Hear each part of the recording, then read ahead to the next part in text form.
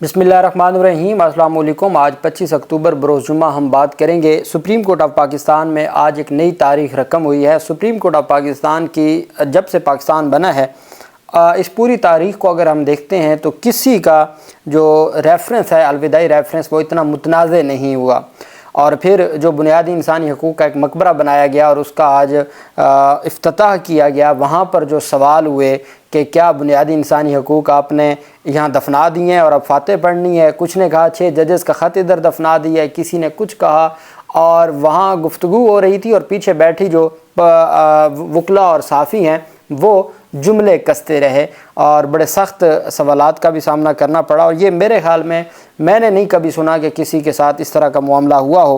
खैर, उसकी तफसील भी मैं आपके साथ शेयर करूंगा। और आखिर में मैं आपको 10 नुकाती मंसूर अली शाह साहब का 10 नुकात का जो एक अलविदाई सरप्राइज़ दिया गया है वो मैं आपके सामने शेयर करने जा रहा हूँ।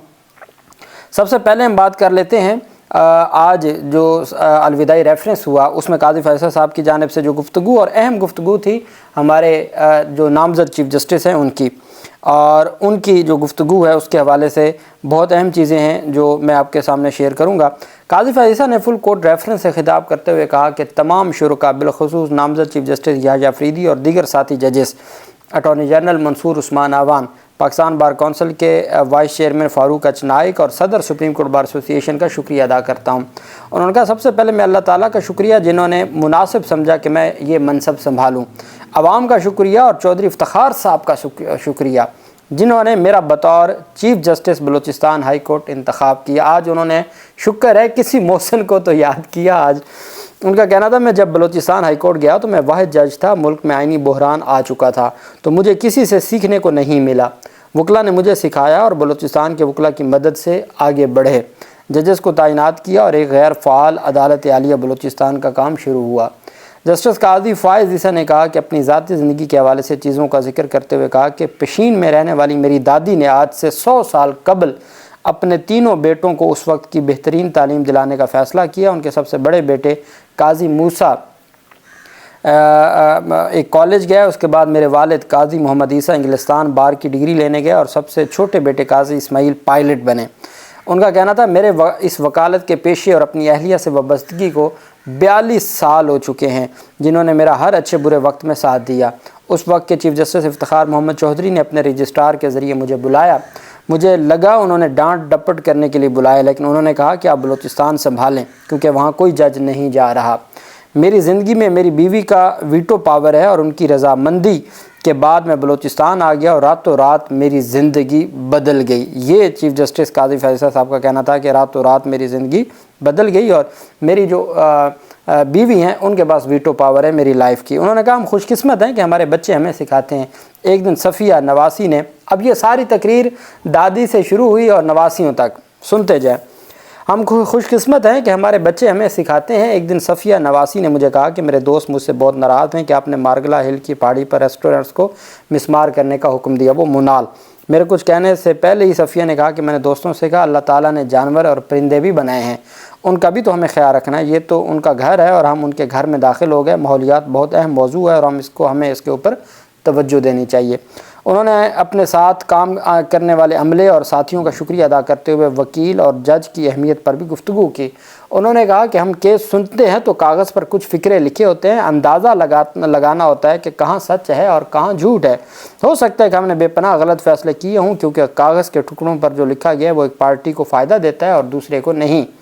सच कहा क्या है वो तो ऊपर वाला जानता है, लेकिन हम कागज़ों और कानून पर चलते हैं कि जो कागज़ की बुनियाद पर केस साबित कर सके। चीफ़ जस्टिस ने खिताब के आखिर में सबका शुक्रिया अदा करते हुए कहा कि आज़ादी में कुछ घंटे रह गए। अच्छा, ख़ुद ही उनको पता है कि आज पाकिस्तान की आवाम की और आज इंसाफ की आज़ादी का दिन है और उनको इस बात का अंदाज़ा है। जब उन्होंने अपना खिताब ख़त्म किया तो उन्होंने कहा कि आपकी आज़ादी में चंद लम्हे रह गए हैं, चंद लम्हों बाद आपकी आज़ादी शुरू हो जाएगी, ये उनकी जानिब से। और फिर उन्होंने साथ ये भी कहा कि जो जजेस तशरीफ़ लाए वो भी और जो तशरीफ़ नहीं लाए उनका भी मैं शुक्रिया अदा करता हूँ। उसके बाद आज अहम पेशरफ सामने आई जब जस्टिस याह्या अफरीदी साहब ने अलविदाई रेफरेंस से ख़िताब किया और उनकी जानिब से कहा गया कि जी हर सूरत آئین اور قانون کی جو بالادستی ہے اور ہر صورت جو آئین اور قانون کا ترویج ہے وہ ہماری ذمہ داری بنتی ہے۔ انہوں نے کہا کہ آپ کی قاضی فیاض عیسیٰ کو کہا کہ آپ کی ریٹائرمنٹ پر میرے ملے جلے تاثرات ہیں۔ ایک طرف مجھے آپ کے جانے کا افسوس ہے کیونکہ ہمیں آپ کی زبردست مزاح کی کمی شدت سے محسوس ہوگی، لیکن ساتھ ساتھ اس بات کی بھی خوشی ہے کہ آپ اچھی صحت کے ساتھ یہاں سے رخصت ہو رہے ہیں اور آپ اپنے خوبصورت خاندان کے ساتھ وقت گزار سکیں گے۔ ان کا کہنا تھا میں نے ذاتی حیثیت میں آپ کو ایک بہترین اور خیال رکھنے والا شخص پایا۔ کچھ لوگوں کو شاید یہ بات عجیب محسوس ہو، اگر آپ ان سے خوش دلی کے ساتھ پیش آئیں گے تو جسٹس قاضی فیاض عیسیٰ تو وہ ایسی نرم دلی اور خوش اسلوبی کے ساتھ پیش آئیں گے جو آپ کو حیران کر دے گی، لیکن اگر آپ نے کسی بھی طرح انہیں اشتعال دلانے کی کوشش کی تو آپ کو جہنم میں بھی جگہ نہیں ملے گی اور صرف اللہ ہی آپ کو بچا سکے گا۔ انہوں نے قاضی فیاض عیسیٰ کے مزاج اور شخصیت میں موجود سختی کے پہلو کی تفصیلات بتاتے ہوئے کہا کہ میں آپ کو بتا دوں میں نے اس ریچ کے، اب انہوں نے ورڈ استعمال کیا ریچ، میں نے اس ریچ کے شدید غصے اور اشتعال انگیزی کا کئی بار سامنا کیا ہے اور یہ تجربہ خوشگوار نہیں تھا۔ بطور جج ان سے بہت کچھ سیکھا، جہاں مجھ جیسے کئی لوگ خاموشی میں ہی عافیت سمجھتے ہیں اور یہ تسلیم کرنے میں شرم محسوس کرتے تھے کہ ہم قانونی امور کے بارے میں زیادہ معلومات نہیں رکھتے۔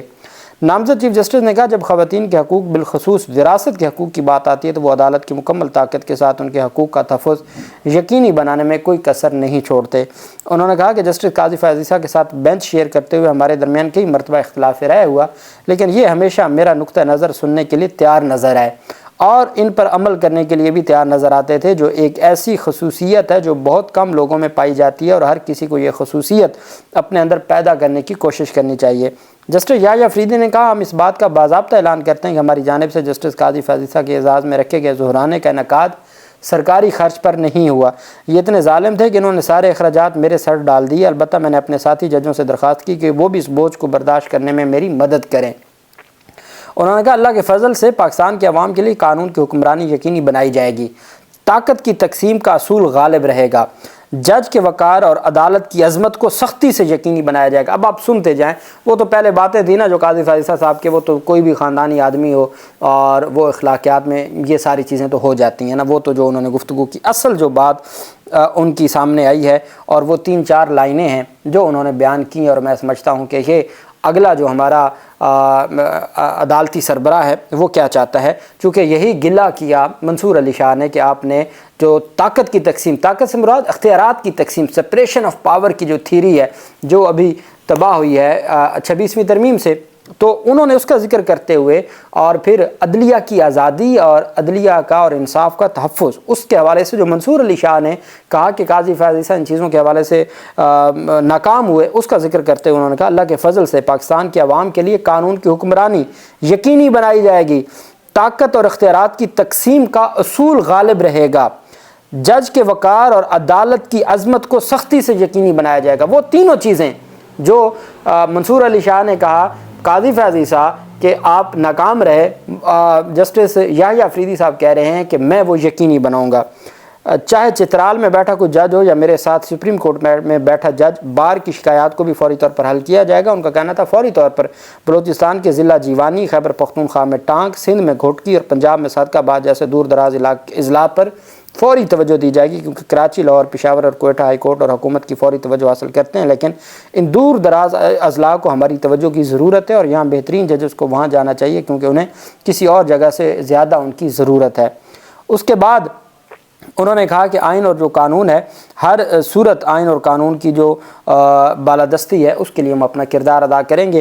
انہوں نے اشارتاً کہہ دیا کہ جی جو سپریشن آف پاور ہے اور جو انڈیپینڈنس آف جوڈیشری ہے اس کے اوپر کوئی کمپرومائز نہیں ہوگا۔ اب آپ ایک یاد رکھیے گا ایک بات کہ یحییٰ افریدی صاحب کل حلف اٹھانے کے بعد ان کا دور شروع ہوگا اور پھر وہ کیا عمل کرتے ہیں اور کس طریقے سے چیزوں کو آگے لے کے جاتے ہیں، پھر ہم کوئی کمنٹ بھی کر سکتے ہیں، کوئی بات بھی کر سکتے ہیں۔ ہاں یہ ضرور ہوا کہ ان کی نامزدگی کے ساتھ ہی عدلیہ میں ایک اعتماد آیا اور انہوں نے ایک طرح سے سٹینڈ لینا شروع کر دیا اپنی آئینی اور قانونی ذمہ داریوں پر۔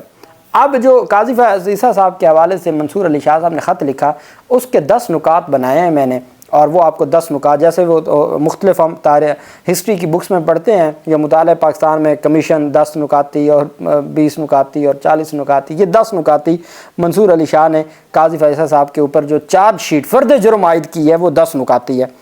آپ کو کج فہمی، انتقام، گھٹیا سوچ اور رعونت کی وجہ سے یاد رکھا جائے گا۔ تو آپ نے اپنے ساتھی ججوں کے فیصلوں کو کبھی احترام نہیں دیا۔ توہین آمیز رویے اور انتہائی بے شرمی کے ساتھ شرمناک طریقے سے ساتھی ججوں کے فیصلوں پر عمل نہ کرنے کا کہا۔ عدلیہ میں مداخلت کے خلاف ڈٹ جانے کی بجائے مزید مداخلت کے دروازے کھول دیے۔ قانون کی حکمرانی پر سمجھوتا کر کے عدلیہ کی آزادی کو گروی رکھ دیا۔ عدلیہ کو کمزور کرنے کی خواہش مند قوتوں کے اعلی کار بنے۔ عوام کے حقوق کے تحفظ اور انصاف کی فراہمی میں مکمل ناکام رہے۔ سپریم کورٹ میں اتفاق کے رائے سے چلنے اور مکالمے کی کوششیں آپ نے ناکام بنا دیں۔ سپریم کورٹ میں آپ کی پیدا کی گئی تقسیم کی وجہ سے تلخی اور کشیدگی تا دیر قائم رہے گی۔ کردار ثاقب نثار سے بھی جو ہے وہ آپ کا جو دور ہے وہ ثاقب نثار سے بھی گھناؤنا اور سنگین ہے، اور ان کی جانب سے یہ کہا گیا کہ ہر صورت میں ریفرنس میں جانے سے میرے ریفرنس میں جو آج صدارتی ریفرنس تھا، ان کا الوداعی ریفرنس تھا، اس کے حوالے سے کہا کہ میرے ریفرنس میں جانے سے تاثر ابھرتا کہ ایک چیف جسٹس اپنے ادارے سے غداری اور گھٹیا حرکتیں کر سکتا ہے، اس لیے میں اس کا بائیکاٹ کرتا ہوں کہ کسی چیف جسٹس کو ایسا نہیں کرنا چاہیے تھا۔ یہ ان کا وہ میں نے مختصر آپ کو 10 نکات جو پہلے جس کے اوپر ہم نے ڈیٹیل میں بھی لاگ کیا ہے۔ اللہ پاک پاکستان کا حامی و ناصر ہو۔ بہت شکریہ۔ اللہ حافظ۔ پاکستان زندہ باد۔